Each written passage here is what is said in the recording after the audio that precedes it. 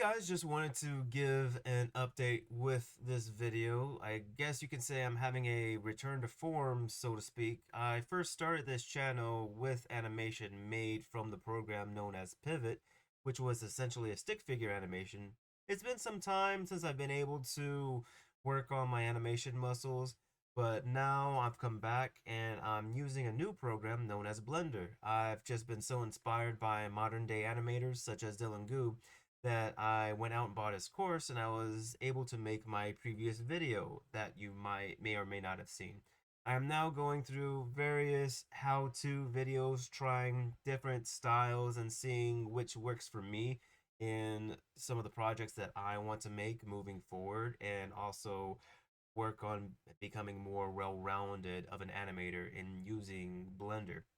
I am have also seen other animators such as Asatoshi the second, which I really admire with with my background from martial arts, and now I'm sort of wondering if maybe in some of my future projects that's something that I want to do, is sort of like a side by side with various fights.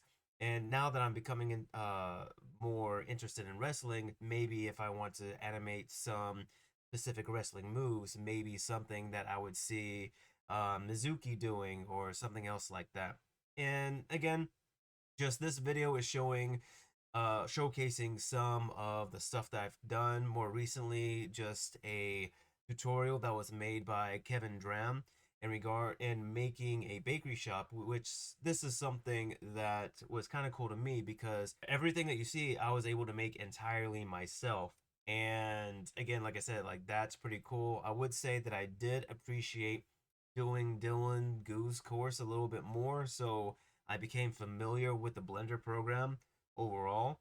So I would say that Kevin's video was very good, so long as you have like a solid or a decent understanding on how to go from page to page with Blender. It's still pretty good.